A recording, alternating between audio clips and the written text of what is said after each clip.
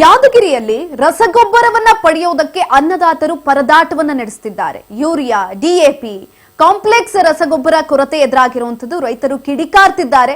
ಅನ್ನದಾತರ ಬೇಡಿಕೆಗೆ ತಕ್ಕಂತೆ ರಸಗೊಬ್ಬರ ಪೂರೈಕೆಯಾಗ್ತಾ ಇಲ್ಲ. ಹಾಗಾಗಿ ಇದೀಗ ಹೋರಾಟವನ್ನ ಮಾಡೋದಕ್ಕೆ ಮುಂದಾಗ್ತಾ ಇರುವಂತದ್ದು ಪರದಾಡ್ತಿದ್ದಾರೆ ಯಾದಗಿರಿಯಲ್ಲಿ ಅನ್ನದಾತರು. ಯಾದಗಿರಿಯಲ್ಲಿ ರಸಗೊಬ್ಬರವನ್ನ ಪಡೆಯೋದಕ್ಕೆ ಅನ್ನದಾತರು ಪರದಾಟವನ್ನ ನಡೆಸುತ್ತಿದ್ದಾರೆ.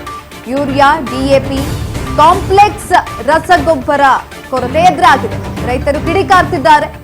ಅನ್ನದಾತರ ಬೇಡಿಕೆಗೆ ತಕ್ಕಂತೆ ರಸಗೊಬ್ಬರ ಪೂರೈಕೆಯಾಗ್ತಾ ಇಲ್ಲ. ಯೂರಿಯಾ ರಸಗೊಬ್ಬರವನ್ನ ಪಡೆಯೋದಕ್ಕೆ ಎಫ್ಐಡಿ ಕಡ್ಡಾಯ ಮಾಡಿದ್ದಾರೆ.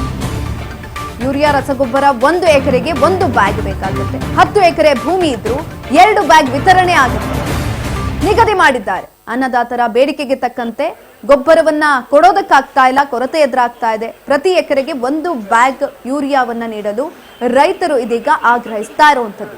ಭೂಮಿಯನ್ನ ಲೀಸ್ಗೆ ಪಡೆದು ಕೃಷಿ ಮಾಡುವಂತಹ ರೈತರಿಗೂ ಸಂಕಷ್ಟ ಎದುರಾಗ್ತಾ ಇದೆ. ನೋಡಿ, ಈಗ ಆಲ್ರೆಡಿ ವಿಚಾರಕ್ಕೆ ಸಂಬಂಧಪಟ್ಟಂತೆ ಹೋರಾಟವನ್ನ ಕೂಡ ಮಾಡಿದ್ರು ಈ ಹಿಂದೆ. ಆದ್ರೆ ಯಾವಾಗ ಮಧ್ಯಪ್ರಾಚ್ಯದಲ್ಲಿ ಯುದ್ಧ ಶುರುವಾಯಿತೋ ಆ ಒಂದು ಸಂದರ್ಭದಲ್ಲಿ ಭಾರತಕ್ಕೆ ಯಥೇಚ್ಛವಾಗಿ ರಸಗೊಬ್ಬರ ಬರ್ತಾ ಇತ್ತು. ಈಗ ಅದು ಸ್ಟಾಪ್ ಆಗಿದೆ. ಹಾಗಾಗಿ ಕೊರತೆ ಅನ್ನೋದು ಎದುರಾಗ್ತಾ ಇರುವಂತದ್ದು. ನಿಗದಿ ಮಾಡಿದ್ದಾರೆ ಇಂತಿಷ್ಟು ಗೊಬ್ಬರವನ್ನ, ಇಂತಿಷ್ಟು ಬ್ಯಾಗ್ ಅಷ್ಟೇ ತೆಗೆದುಕೊಳ್ಬೇಕು ಅಂತ. ಅದಷ್ಟು ಸಾಕಾಗ್ತಾ ಇಲ್ಲ ರೈತರಿಗೆ. ಹಾಗಾಗಿ ಪರದಾಟವನ್ನ ನಡೆಸ್ತಿದ್ದಾರೆ.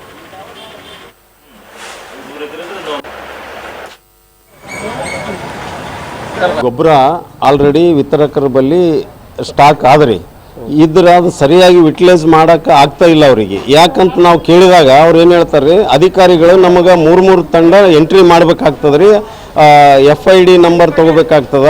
ಅವು ಕೆಲವು ಎಂಟ್ರಿ ಆಗ್ಲಾರ್ದ ನಾವು ಕೊಡಕ್ಕೆ ಬರಲ್ಲ, ಕೊಟ್ಟಿವಂದ್ರೆ ಅದು ಬೇರೆನೇ ಅರ್ಥ ಕಲ್ಪಿಸ್ತಾರೆ ಅಧಿಕಾರಿಗಳು ಅಂತೇಳಿ ನಾವು ಅದು ಮಾಡತನ ಕೊಡೋಕ್ಕಾಗಲ್ಲ ಅನ್ನೋದಕ್ಕೆ ಅದು ವಿಳಂಬ ಆಗ್ಲಕ್ಕತ್ತದ.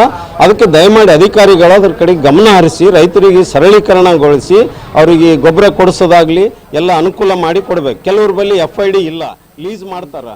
ಅಂಥವ್ರಿಗೆ ಲೀಸ್ ಮಾಡೋರು ಯಾರೋ 4 ಎಕರೆ ಇರ್ತದೆ, ಅವ್ರು ಎಲ್ಲೇ ಇರ್ತಾರೋ ಅದು FID ಗೊತ್ತಿಲ್ಲ, ಏನಿಲ್ಲ. ಅಂಥವ್ರನ್ನ ಗಮನಕ್ಕೆ ತಗೊಂಡು ಅದು ಏನಾರು ಇದು ಮಾಡಿ ಅವ್ರಿಗೆ ಅನುಕೂಲ ಮಾಡಿ ಕೊಡ್ಬೇಕು. ಆದರೆ ಎಕರೆಗೆ 1 ಚೀಲ ಕೊಡ್ಬೇಕು. 10 ಎಕರೆಗೆ 2 ಚೀಲ ಕೊಟ್ರೆ ಈಗ ಆಲ್ರೆಡಿ ರೈತರು ಏನು ಮಾಡ್ಯಾರ, ಅದಕ್ಕೆ ಅಡ್ಜಸ್ಟ್ ಆಗ್ಯಾರ, ಬೆಳೆ ಬರಲ್ಲ. ಯಾಕಂದ್ರೆ ಹತ್ತಿಗೆ ಅದು ಸರಿಯಾದ ಎಸ್, ಈ ಕುರಿತಾಗಿ ಹೆಚ್ಚಿನ ಮಾಹಿತಿಯನ್ನ ತಿಳ್ಕೊಳ್ತಾ ಹೋಗೋಣ. ನಮ್ಮ ಪ್ರತಿನಿಧಿ ಬಸವನಗೌಡ ಪಾಟೀಲ್ ಸಂಪರ್ಕದಲ್ಲಿದ್ದಾರೆ. ಎಸ್ ಬಸವನಗೌಡ, ಯಾದಗಿರಿಯಲ್ಲಿ ರಸಗೊಬ್ಬರವನ್ನ ಪಡೆಯೋದಕ್ಕೆ ಅನ್ನದಾತರು ಪರದಾಟವನ್ನ ಮಾಡ್ತಾ ಇರುವಂತದ್ದು. ಈಗ ಆಲ್ರೆಡಿ ಕೇಂದ್ರ ಸರ್ಕಾರದಿಂದ ಒಂದು ಸೂಚನೆಯನ್ನ ಕೊಟ್ಟಿದ್ದಾರೆ, ಇಂತಿಷ್ಟು ಬ್ಯಾಗ್ ಅಷ್ಟೇ ವಿತರಣೆ ಮಾಡಬೇಕು ಅಂತ. ಆದ್ರೆ ಅದು ಅನ್ನದಾತರಿಗೆ ಸಾಕಾಗ್ತಾ ಇಲ್ಲ. 1 ಎಕರೆಗೆ 1 ಬ್ಯಾಗ್ ಬೇಕು ಅಂತ ಅಂದ್ರೆ 20 ಎಕರೆ ಇರುವಂತವ್ರು ಏನ್ ಮಾಡ್ಬೇಕು ಅಂತ ಕೇಳ್ತಿದ್ದಾರೆ. ಹೆಚ್ಚಿನ ಮಾಹಿತಿ ಕೊಡೋದಾದ್ರೆ ಏನು ಯಾದಗಿರಿಯಲ್ಲಿ ರಸಗೊಬ್ಬರ ಪಡೆಯಲು ಅನ್ನದಾತರು ಕೂಡ ಸಾಕಷ್ಟು ಪರದಾಡ್ತಾ ಇದ್ದಾರೆ. ರಸಗೊಬ್ಬರ ಅಂಗಡಿಯ ಮುಂದೆ ರಸಗೊಬ್ಬರ ಪಡೆಯಲು ಕೂಡ QOC ಪರದಾಟ ಆಗ್ತಾ ಇದೆ. ಅಂದ್ರೆ ಯಾದಗಿರಿಯಲ್ಲಿ ಅನ್ನದಾತರಿಗೆ ಸಾಕಷ್ಟು ಸಂಕಷ್ಟ ಎದುರಾಗ್ತಾ ಇದೆ. ಅಂದ್ರೆ ಯಾದಗಿರಿ ಜಿಲ್ಲೆಯ ಅಂದ್ರೆ ಈ ವೀರ್ಯ ಮತ್ತು DAP ಗೊಬ್ಬರವನ್ನು ಪಡೆಯಲು ಸಾಕಷ್ಟು ಕೊರತೆ ಕಂಡು ಬರ್ತಾ ಇದೆ. ಹಾಗಾಗಿ ಅನ್ನದಾತರ ಬೇಡಿಕೆ ಅಂತೆ ಎಕರೆಕ್ಕೆ 1 ಕೊಟ್ರೆ ನಮ್ಗ ಜಮೀನಿಗೆ ಸಾಕಾಗುತ್ತೆ. ಹಾಗಾಗಿ FID ಅನ್ನು ಕೂಡ ಕಡ್ಡಾಯವಾಗಿ ಮಾಡ್ಲೇಬೇಕಂತ ಅಂಗಡಿ ಮಾಲೀಕರು ಹೇಳ್ತಾರೆ. ಹಾಗಾಗಿ FID ಮಾಡಿದರೆ 1 ಎಕರೆಗೆ 1 ರಸಗೊಬ್ಬರ ಸಿಗೋದಿಲ್ಲ. ಹಾಗಾಗಿ 10 ಎಕರೆ ಭೂಮಿ ಇದ್ದವರು 2 ಬ್ಯಾಗ್ ನೀಡಿದ್ರೆ ಕೂಡ ಹೇಗೆ ನಾವು ಬೆಳಿಬೇಕು, ಬಿತ್ತನೆ ಹಾಕ್ಬೇಕಾಗುತ್ತೆ. ಹಾಗಾಗಿ ಗೊಬ್ಬರ ಹಾಕೋದು ಸಾಕಷ್ಟು ಕಷ್ಟ ಆಗ್ತಾ ಇದೆ.